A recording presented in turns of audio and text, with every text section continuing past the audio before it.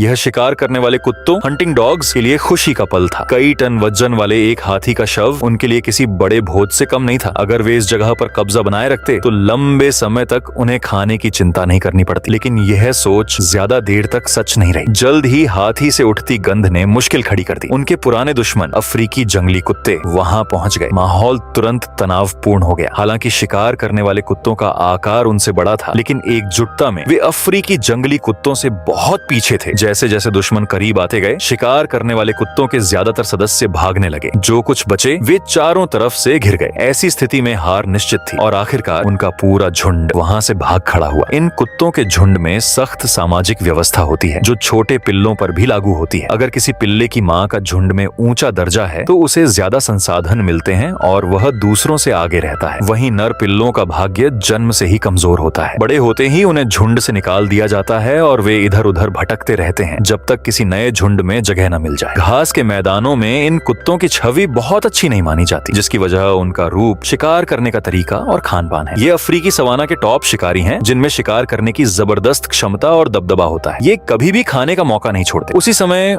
उन्हें ताजा मांस की गंध आई। 3 शेरों ने अभी अभी शिकार किया था और वे खाना खा रहे थे। ताकत का अंदाजा लगाते ही कुत्तों ने हमला कर दिया। सामने 2 युवा नर शेर और एक शेरनी थी, जिन्हें उन्होंने ज्यादा गंभीरता से नहीं लिया। हुआ भी ऐसा ही, तीनों शेर डरकर भाग गए। शेरनी तो अपनी जान बचाने के लिए पेड़ पर चढ़ गई, क्योंकि इतने सारे कुत्ते उसकी जान ले सकते थे। आखिरकार कुत्तों को वही मिला जो वे चाहते थे। लेकिन इस प्रतिस्पर्धा भरी दुनिया में सिर्फ दूसरों का शिकार छीनकर जीना आसान नहीं है। इन कुत्तों का ज्यादातर भोजन उनके खुद के शिकार पर निर्भर करता है। उनकी रफ्तार भले ही बहुत तेज ना हो, लेकिन उनकी सहन शक्ति कमाल की होती है। एक बार एक छोटा हिरण जो अपनी माँ से बिछड़ गया था, उनका निशाना बन गया। वह पूरी ताकत से भागता रहा, लेकिन सब बेकार था। लगातार दौड़ते दौड़ते कुत्तों और उसके बीच की दूरी कम होती गई और आखिरकार वे उसे पकड़ने में सफल हो गए। इस दौरान बाकी हिरण बेखबर होकर घास खाते रहे, जैसे कुछ हुआ ही ना हो। ऐसी हालत में उस छोटे हिरण की किस्मत पहले से तय थी।